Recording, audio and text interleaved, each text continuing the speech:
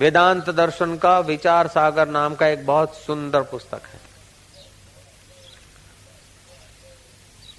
उसको अच्छी तरह से जो लोग साक्षात्कार करना चाहते वो अच्छी तरह से अगर समझ लेते न तो उन्हें वेदांत की भाषा या वेदांत का तत्व ज्ञान जल्दी पच जाता है।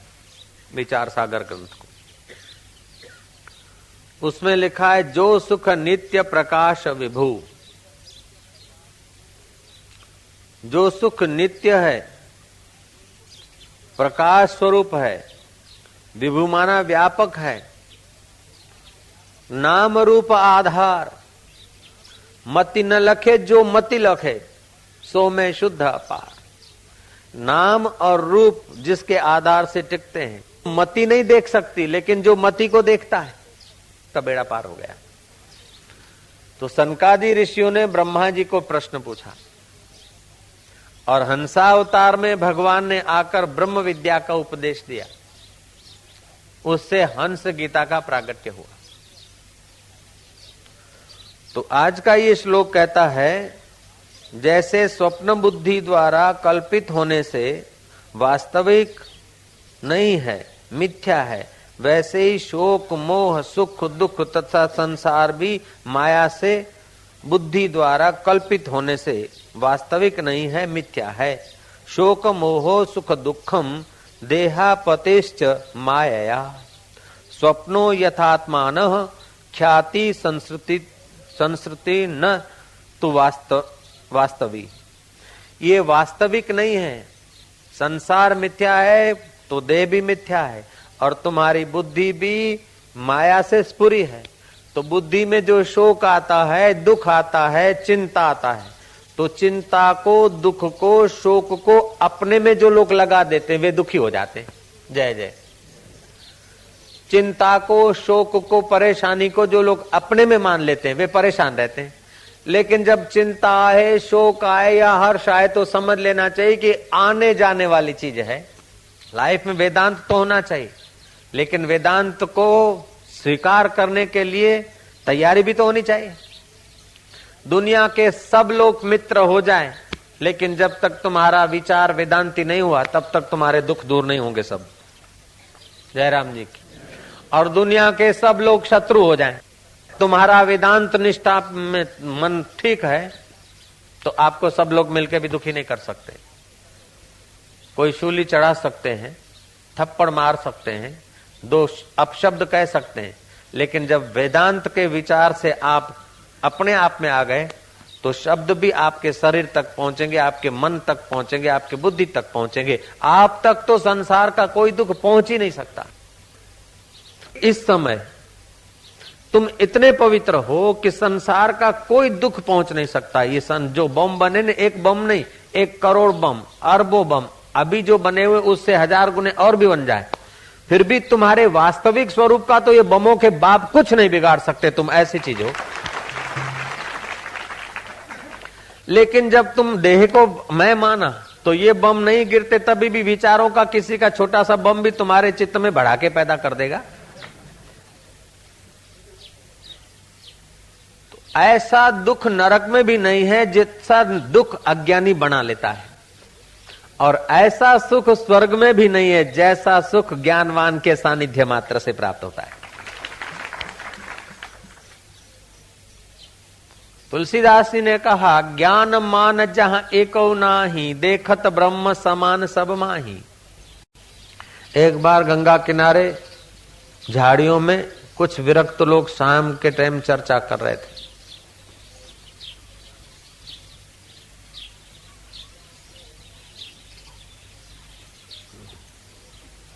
कि अंतरंग साधना किसको कहा जाता है और बहिरंग साधना किसको कहा जाता है।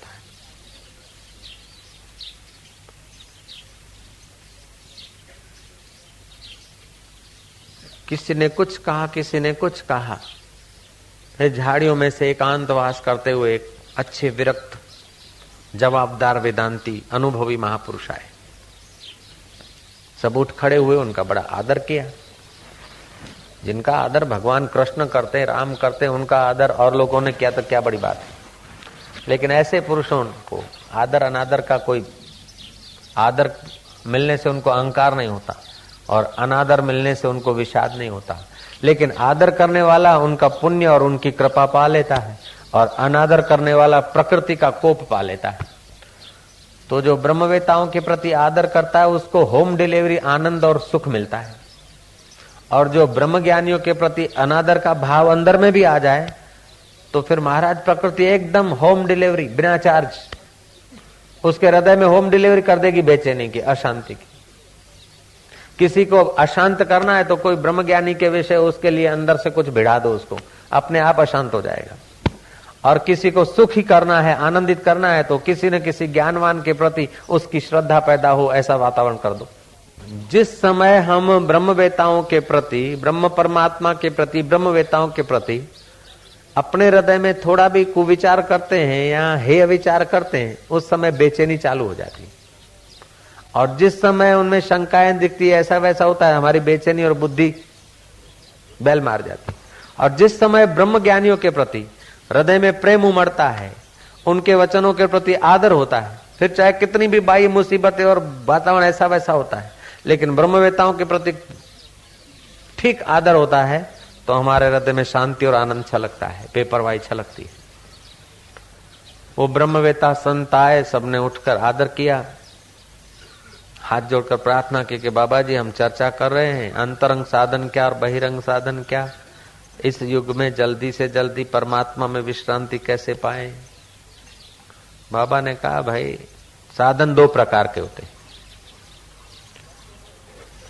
तत्वमसी आदि महावाक्यों का विचार करके, ये आत्मख्याति जो जैन धर्म ने कही, बौद्ध धर्म ने कही, वेदांत ने इसी को दृष्टि सृष्टिवाद कहा। लेकिन जो आत्मज्ञान का तत्वमसी आदि महावाक्यों को, चार वेद के चार उपनिषद है, चार उपनिषद के चार महावाक्य हैं, तो तत्वमसी आदि अहम ब्रह्मास्मि, प्रज्ञानम ब्रह्म, अयम आत्मा ब्रह्म, ये चार वेदों के चार महाउपनिषदों के महावाक्य हैं, चार उपनिषदों के महावाक्य हैं चार। तो उनका विचार करते करते अपने आत्मा तत्व को जान लेना, ये अंतरंग साधन है, बिल्कुल नजीक के साधन है। परिग्रह न करना, झूठ न बोलना, अति आहार न करना, अति निद्रा न करना, अति बोलना नहीं, अति घूमना नहीं, और समय बचाकर अपना जप तपो होम हवन सूद सेवा पूजा करते करते अंतर्मुख होना, ये बाह्य साधन है। वो बाह्य साधन भी नहीं कर सके तो उससे ज्यादा बाह्य साधन है। गए तीर्थ में, देवालयों में, इधर गए उधर गए, निष्कामता रखी, वो भी देर सबेर आत्मा में ले आए। सकामता संसार को देने वाली है, और निष्काम भाव से किए हुए कर्म आदमी को अंदर ले जाते हैं। बाहर से लगता है कि सकामी को फायदा हुआ, खाने वाले को, लेने वाले को, और देने वाले को तो घाटा पड़ा, लेकिन भीतर से देने वाले को जगत नियता ऐसा देता है कि अपने आप को ही दे डालता है। कबीरा आप ठगाइयो और न ठगियो कोई, आप ठगे सुख उपजे और ठगे दुख होई। निष्काम कर्म वाला दूसरों को नहीं ठगेगा, अपना ही बल, अपनी बुद्धि, अपना अकल, अपना धन, अपनी वस्तु दूसरे के काम आ जाए। उसका मतलब नहीं कि अपना रुपया पैसा दूसरा जाके फिल्म देखे, अपने को बुद्धू बना के दूसरा उसका उपयोग कर दे, नहीं। ईश्वर के रास्ते जाने वालों के काम में अपना बुद्धि, अपना अकल, अपनी वस्तुएं आ जाए, ऐसा निष्काम कर्म करने वाले लोग सोचते हैं। तो निष्काम कर्म से बुद्धि शुद्ध होती है, और शुद्ध बुद्धि परब्रह्म परमात्मा में ठहरती है। गीता के दूसरे अध्याय में, 14वें अध्याय में ज्ञानी के लक्षण बताए। स्थिति प्रज्ञ से का भाषा समाधिस्तस्य केशवः, वो स्थिति प्रज्ञ जिनकी प्रज्ञा से राग द्वेष मोह निकल गया है। आज का श्लोक है, शोक मोहो सुख दुखम देहापतिश्च माया। ये जो शोक दिखता है, दुख लगता है, सुख लगता है, ये सब देह के कारण लगता है। जैसे स्वप्न बुद्धि द्वारा कल्पित होने से वास्तविक नहीं है, मिथ्या है, वैसे ही शोक मोह सुख दुख तथा संसार भी माया से बुद्धि द्वारा कल्पित होने से वास्तविक नहीं है, मिथ्या है। तो इस शरीर जैसे मिथ्या है, ऐसे बुद्धि में आने वाला शोक, मोह, भय, चिंता भी मिथ्या है। इसको मिथ्या मानने से आप निर्दुख हो जाते हैं। आपके बुद्धि में भय आया, शोक आया, चिंता आया, तो आप ये विचार करना कि बुद्धि आत्मख्याति, बुद्धि बदलती रहती है। जो बदलने वाली बाई है उसमें रहने आने वाला दुख सुख अबदल कैसे हो सकता है? वो भी बदलने वाला है। जब शरीर बदलता है, बुद्धि बदलती है, मन बदलता है, तो दुख सुख सदा थोड़े रहेगा। पहली क्षण जो घटना घटती और दुख लगता है, 2 घंटे के बाद वैसा नहीं होता। और वो घटना को आप स्वीकृति नहीं देते, उतना दुख जोर मारता है। कोई महिला का पति स्वर्गवास हो गया, अब वो स्वीकृति दे दे विधवा होने को, क्योंकि पति तो चला गया, चलो अब विधवा होकर जीवन जी लेंगे, बच्चों को पढ़ा लेंगे, कुछ कर लेंगे, तो उसका दुख कम हो जाएगा। लेकिन अब मेरे पति तू का है रे, छोरों का काहे होगा रे, पकड़ पकड़ धम पछाड़ा करें, इससे पति तो वापस आएगा नहीं, लेकिन अपनी पकड़ के कारण बुद्धि में शोक मोह बढ़ जाएगा। लोग क्या कहेंगे, इस प्रकार का बुद्धि में ममता डालते रहोगे तो लोगों के तुम कठपुतलियां हो जाओगे। लेकिन अपनी ओर से हम ठीक कर रहे हैं, फिर लोगों की जैसी बुद्धि हो गई ऐसा कहेंगे, हरिओम तत्सत, और सब गप सब। ऐसा करके जीवन जीने का ढंग आ गया तो लोगों के आप खिलौने नहीं बनेंगे। हम लोगों के खिलौने क्यों बनते हैं कि बुद्धि वृत्ति में जैसा जैसा संस्कार पड़ जाता है वैसे वैसे हम अपने को मान लेते हैं। इसीलिए हम कल्पनाओं के शिकार बन जाते हैं। और ऐसा कोई मनुष्य नहीं है जो संसार को सत्य मानकर, बुद्धि वृत्ति में जो कल्पना आई उसको सच्ची मानकर संसार में जिया हो और सुखी हुआ हो, असंभव है। फिर चाहे भगवान कृष्ण साथ में हो अर्जुन के, लेकिन अर्जुन की बुद्धि में जो कल्पनाएं पकड़ रखी है अर्जुन ने, तो अर्जुन पूरा सुखी नहीं हो रहा है। उद्धव ने जो कल्पनाएं पकड़ रखी और श्री कृष्ण साथ में भी है, फिर भी उद्धव पूर्ण निश्चिंत नहीं हुए। संसार को मिटाना नहीं अथवा भगवान को पाना नहीं, लेकिन बुद्धि से बेवकूफी मिटाना है और बुद्धि को परमात्मा में प्रतिष्ठित करना है। जय जय। परमात्मा तुमसे दूर नहीं, तुम परमात्मा से दूर नहीं। सुख सदा रह नहीं सकता, दुख सदा रह नहीं सकता, और भगवान कभी हट नहीं सकता। लेकिन देखो तो सदा सुख दुख दिखता है और भगवान दिखता ही नहीं। ये बुद्धि का दोष है ना यार।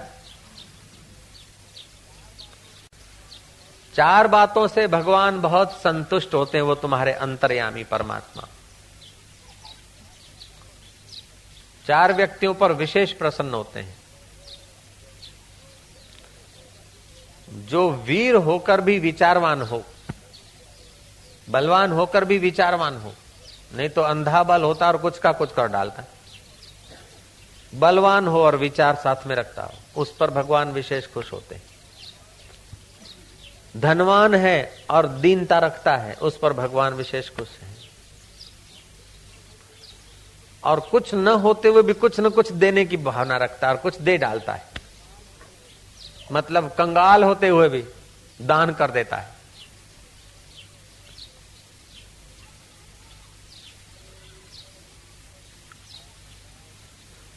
और महाराज त्यागी होते हुए भी त्यागी होने का अभिमान नहीं करता है, उस पर भगवान विशेष प्रसन्न होते हैं। क्योंकि त्याग भी बुद्धिवृत्ति का काम है, दान भी बुद्धिवृत्ति का काम है, वीरता भी बुद्धिवृत्ति का काम है।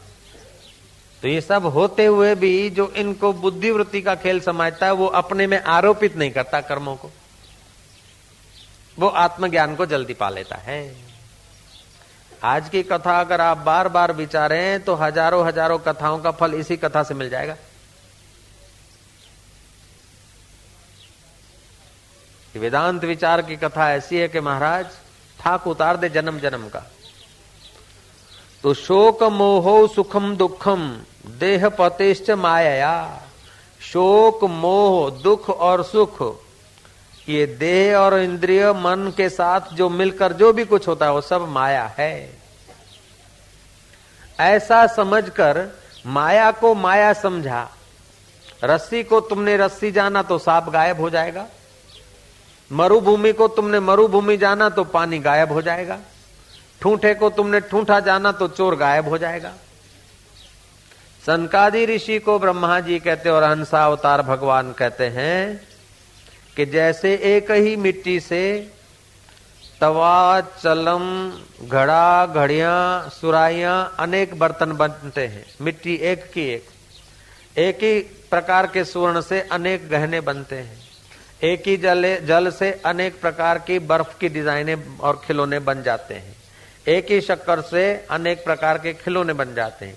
ऐसे ही एक ही प्रकार के उस सच्चिदानंद चैतन्य परमात्मा में तुम्हारी बुद्धि अनेक कल्पनाएं कर लेती है। तो आदमी को पुत्र क्यों प्यारा है, पुत्र का मित्र क्यों प्यारा है? कि पुत्र के नाते पुत्र का मित्र प्यारा है, पुत्र के मित्र से पुत्र प्यारा है, और पुत्र से भी अपना शरीर प्यारा है, और शरीर से भी अपनी इंद्रियां प्यारी है, और अपनी बाहिर इंद्रियों से भी अंतर इंद्रियां प्यारी है। जितना आपके नजीक जो चीज है वो उतनी ज्यादा प्यारी है। पुत्र के मित्र से पुत्र नजीक है, और पुत्र से तुम्हारा देह नजीक है, और देह से तुम्हारी इंद्रियां नजीक है, और इंद्रियों से तुम्हारी अंतर इंद्रियां नजीक है। और इसलिए तो तुम्हारे सिर पर कोई चोट करता है तो तुम तुरंत हाथ की बलि दे देते हो, लेकिन सिर को बचा देते हो, क्योंकि मनोवृत्ति, बुद्धि वृत्ति यही रहती है। कि तो इनसे भी प्राण प्यारे हैं, लेकिन उस प्यारे के मुलाकात में अगर प्राण भी साथ नहीं देते और आदमी बेचैन होता है, अशांत होता है, तो प्राणों को भी त्याग देता, आपघात कर लेता, लेकिन प्यार का आपघात नहीं करता, सुख का आपघात नहीं करता है। देह का आपघात कर लेता है, लेकिन अपने सुख स्वरूप का वो घात नहीं कर सकता। क्यों? अपना आत्मा सबको प्यारा है, अपना आपा प्यारा है। लेकिन बेवकूफी के कारण लोग आपघात कर लेते हैं। आपघात करने से सुखी होना चाहते हैं, आपघात करने से सुख नहीं होता हो तो प्रेत होकर भटकते हैं। अहम घात करना चाहिए, अहम में ही पकड़े हैं। तो जिसमें तुम्हारी आसक्ति होती है वो तुम्हारे से हटा दिया जाए, और जो तुम्हें नहीं चाहिए वो मिले, तो समझ लेना कि भगवान की और गुरु की कृपा हो रही। उड़िया बाबा के पास शिष्य साधना करते थे, एक शिष्य का ध्यान लग जाता था, आंख मूंद के बैठे रहते, लात मार के जगा दिया, बेवकूफ कहीं का, आंख बंद करके बैठा है, तेरा भगवान भाग जाता है खोलने से, आंख खोलने से, चल उठ, कई काम कर, आश्रम में सेवा कर, हल चला। और दूसरा हल चला रहा था, उसको डांटा कि जब हल ही चलाना था तो घर में क्या बुरा था, अपनी खेती छोड़ के इधर आके आश्रम के इर्द गिर्द आके परपंच बढ़ा दिया, चल छोड़ हल बल, जाके बैठ ध्यान कर। अब वो ध्यान वाला ध्यान करता तो मन लगता नहीं, और हड़ वाला हड़ चलाता तो मन लगता नहीं। किसी संतों ने कहा कि बाप जी उसका तो ध्यान का विषय था, उसका हड़ का विषय था, दोनों ठीक जगह पे थे, आपने गड़बड़ी क्यों करे? बोले जिस विषय में जिसको मजा आता है तो समझो आत्मा के मजा से वंचित रह जाएगा, इसलिए मैं उनको वहां से हटाता हूं। मुझे हल चलवाना नहीं, ध्यान करवाना नहीं, मुझे तो उन्हें जगाना है। इसीलिए तीर्थ यात्रा पे जाते ना लोग, तो जो प्रिय पदार्थ है उसको त्यागने का संकल्प किया जाता है। तमने जे बहु वालू होय ने એ તમે છોડો, કે મને તો બહુ વાલો તો કે લાડુ છે, કે બસ લાડુ ખાવાની બાધા લઈ લે, મને બહુ વાલું સફરચંદ કે સફરચંદ ખાવાની, મને બહુ વાલું ફલાણું છે, બીડીઓ છે, કે छोड़ो। जिसमें ज्यादा रुचि है उस चीज का त्याग बताया जाता है तीर्थों में। तो जो रुचि है वो बुद्धि को बाहर ले आती, इसीलिए बुद्धि की बहिर्मुखता को तोड़ने के लिए ये तीर्थ यात्रा पे अथवा गुरु के द्वार पर अथवा अपने साधना की जगह पर नियम किए जाते। भजन्ते माम दृढ़ व्रताः, जिसके जीवन में कोई दृढ़ व्रत नहीं है उसको मन धोखा दे देगा। इसीलिए कोई न कोई व्रत डाल दो कि बस ये मेरा नियम है। जिसके जीवन में कोई पकड़ नहीं है वो तो या तो आत्मज्ञानी है या तो बेवकूफ है। जयराम जी की अति बुद्ध पुरुष को पकड़ नहीं होती और अति बुद्धू को भी पकड़ नहीं होती, लेकिन साधक को तो कोई न कोई पकड़ रखनी पड़ती, कोई न कोई नियम रखना पड़ता है। ऐसा कोई नियम रखते हैं कि भाई ब्रह्मचर्य का पुस्तक को इतनी बार पढ़ेंगे, योग वशिष्ठ के पहले प्रकरण को इतनी बार पढ़ेंगे, और पढ़ेंगे ऐसा नहीं पूरा कर डालेंगे, पढ़ेंगे और रुकेंगे, पढ़ेंगे रुकेंगे, जब करते करते पढ़ेंगे, जब करते करते जब करेंगे और रुकेंगे। तो इस प्रकार के नियम से साधक के चित्त में साधना का प्रभाव, साधना का आनंद, बुद्धि की योग्यता बढ़ती। बुद्धि जब विषयों के तरफ भागती है, बहिर्मुख होती है, तो आदमी पराधीन होता है, जीव हो जाता है। और बुद्धि अगर अंतर्मुख होती है तो वही चैतन्य ईश्वर हो जाता है। हकीकत में बंधन भी कल्पित है और मुक्ति भी कल्पित है। जब बुद्धि में ही बंधन है, बुद्धि में ही मुक्ति है। बुद्धि जब विषय आसक्त होती है तो बंधन में जाती है, और निर्विषय होती है तो मुक्ति का एहसास करती है। हकीकत में जीव का वास्तविक स्वरूप कभी बंधन में आया नहीं, लेकिन जानता नहीं तो अभागा रह जाता है। और जान लिया तो महाराज, जो श्री कृष्ण का आत्मा वो तुम्हारा आत्मा, जो राम का आत्मा वो तुम्हारा आत्मा, जो बुद्ध का आत्मा वो तुम्हारा आत्मा। तुम इतने महान हो कि तुम्हारा वर्णन करने के लिए सरस्वती जी बैठे तो थक जाएंगी, ऐसा तुम्हारा आत्मा है।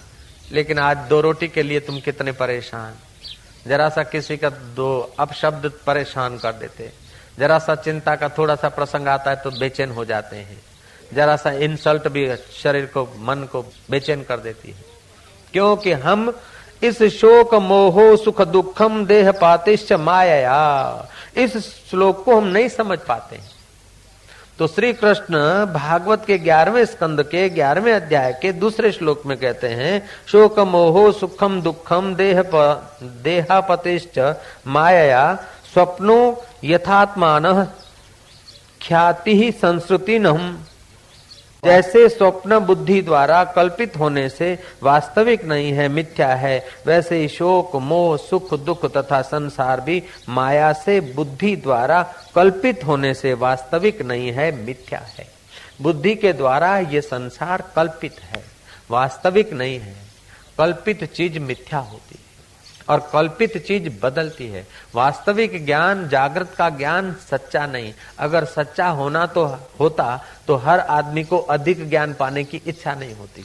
और वास्तविक ज्ञान, संसार का ये जागृत का ज्ञान सच्चा होता तो सबको जगत एक प्रकार का लगता। वास्तविक में देखा जाए तो जागृत का ज्ञान सत्य नहीं, स्वप्ने का ज्ञान सत्य नहीं, सुषुप्ति अवस्था सत्य नहीं, लेकिन ये तीनों अवस्था व्यतिरेक हो जाती है। तीनों अवस्थाओं में जो मौजूद है वो सत्य स्वरूप परमात्मा ही वास्तविक में सत्य है और उसका कभी कुछ बिगड़ता नहीं। एक सम्राट की सवारी जा रही थी। लड़के ने माँ को कहा कि माँ मुझे उस राजा से बात करनी है। देखो कितना उसकी जय घोष हो रही है, कितने ऊंचे आसन पर विराजमान है, हाँ उसके हीरे जवाहरात रत्नों से मड़ित मुकुट कितना शोभायमान है, राजा का कितना सुंदर सुहावना प्रभाव हो रहा है। माँ मुझे उनसे बात करनी। माँ ने कहा बेटा अपन लोग गरीब हैं, तुझे पता नहीं तो विधवा बाई का पुत्र है। इस सम्राट से बात करने के लिए तो काफी धन चाहिए, काफी पहचान चाहिए, तब एक घड़ी बात हो सकती। बेटे को समझा के घर ले गए, लेकिन बेटे ने हठ ली कि मुझे इस सम्राट से बात करनी। माँ बुद्धिमान थी, सत्संगी थी। माँ ने कहा सम्राट से बात करनी है तो सम्राट का मकान बन रहा है, घर, वहां जाकर काम कर और बड़े उत्साह से प्रसन्न चित्त होकर काम कर। और काम करने के बाद शाम को जब मजदूरी मिले तो बोलना मुझे मजदूरी नहीं चाहिए, मैं तो ऐसे ही प्रेम से करता हूँ, सम्राट मेरा सम्राट है उसी लिए करता हूँ।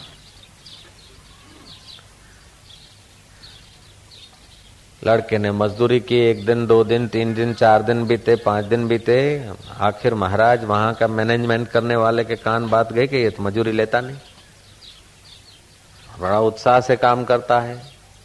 और उत्साह से काम करने से आदमी की योग्यता खिलती है।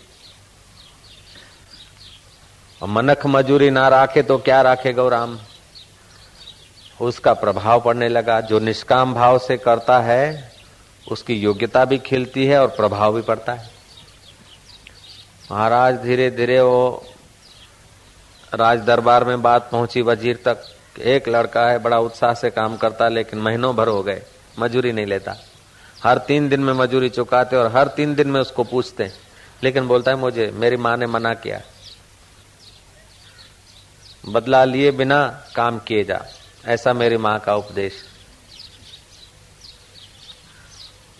राजा के कान बात आई। राजा ने बुला के पूछा, रे बच्चे, काम करता है पैसे क्यों नहीं लेता? बोले मेरी माँ ने मना किया है कि स्वार्थ त्याग करके ही काम करना ये परमात्मा से मिला देता है, राजा से मिला देता। तो राजन, 1 महीने के अंदर ही आपसे तो उसने मिला ही दिया है। राजा ने देखा ऐसे लड़के को मजदूरी करने रखना ये उचित नहीं है, तू मेरी अंगत सेवा करेगा? बोले जरूर, मेरा अहोभाग्य। अंगत सेवा करते करते कभी कोई प्रश्न होता, कभी उत्तर होता, ऐसे करते करते उस बच्चे की थोड़ी बुद्धि का भी विकास हुआ। बड़ों के साथ रहते रहते बड़पन भी आने लगा भीतर। रानी के आगे राजा ने बखान की कि लड़का महीनों के महीने हो गए और कभी खिन्न नहीं हुआ, खिन्न नहीं रहा, कभी फरियाद नहीं की। जो मंजिल चलते हैं वे शिकवा नहीं किया करते, और जो शिकवा किया करते वे अभागे पहुंचा नहीं करते। तो महाराज रानी को कहा कि उस पवित्र हृदय बच्चे को अगर तुम चाहो तो अंतःपुर में रखो। अंतःपुर में बच्चे को रहने को मिला। और रानी का हृदय तो मातृवत था। लड़का बड़े उत्साह से सेवा कर देता था। और महीना बीता, 15 दिन बीते, महीना बीता, 2 महीना बीता, लेकिन लेने की बात नहीं। तो धीरे धीरे तिजोरियां की चाबियां उनको दे दी। विश्वास हो गया, जो त्यागी है उसको तिजोरियां की चाबी मिलती। उनको संतान नहीं था। पति पत्नी ने बात करा कि ऐसा बुद्धिमान और कोई भोग वासना अथवा अहंकार की गंध नहीं आती, ऐसा पवित्र लड़का मिला है, इसको क्यों न दत्तक ले ले। दोनों ने मिलकर बच्चे से पूछा कि तू हमारा बेटा हो जाएगा?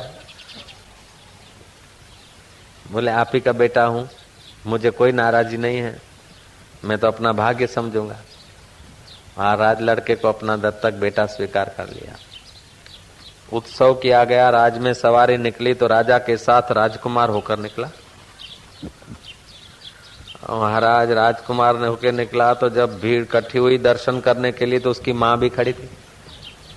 लड़का राजा को बोलता है कि पिताजी इजाजत दीजिए, मेरी असली माँ के चरणों में प्रणाम करके आऊं। दत्तक माँ को तो मेरा प्रणाम है जिसने दत्तक लिया है, लेकिन जिसने आप जैसे पिता और दत्तक माँ जैसी माँ दिलाई, ऐसी माँ के चरणों में मैं प्रणाम करके आऊं। राजा खुश हुआ, माँ के चरणों में जाकर प्रणाम किया। बोले बेटा, इस राजा के साथ 2 मिनट बात नहीं कर सकता था, अब इसकी गादी पे बैठा, इसकी बराबरी में क्या बात? बोले माँ बात क्या है, ये तेरा ही किमिया आजमाया है कि बिना स्वार्थ के काम करना, तो राजा के साथ मिल गए।